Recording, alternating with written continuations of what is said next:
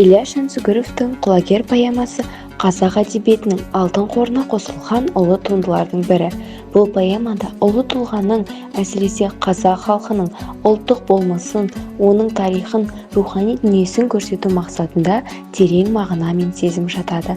Поэма өзінің ұлттық мәдениетке деген үлкен сүйіспеншілігін, қазақ халқының ұлттық құндылықтарын дәріптеуді басты міндет ретінде қояды.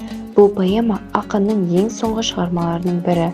Ақынның толысып, кемеліне келген шағында үлкен шабытпен жазған дүниесі.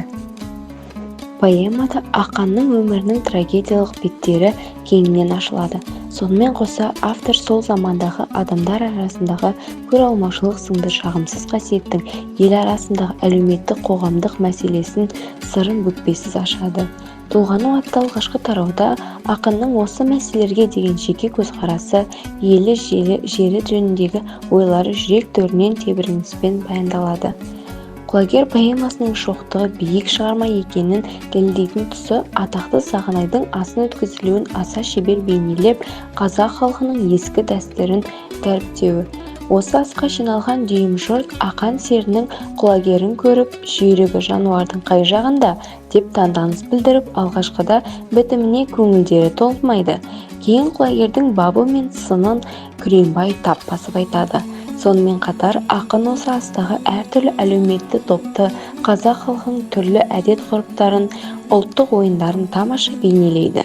Халқына әсем әнін шырқап, олардың шексіз махаббатына бөленіп, ешбір арам ойсыз алаңсыз жүрген ақан сері адам сенгісіз сұмдық жайтқа тап боларын қайдан білсін.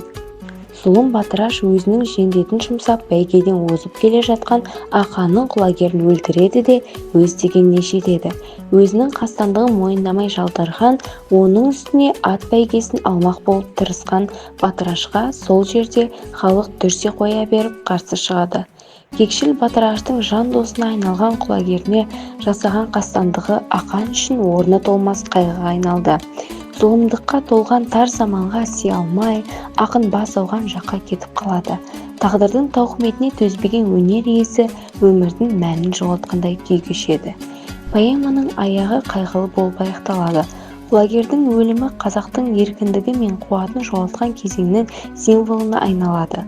Ақынның бұл шығармасы адам мен табиғат, адам мен ат арасындағы терең байланысты көрсетіп, ұлттық болмысымызды қайта жаңғыртуға шақырады.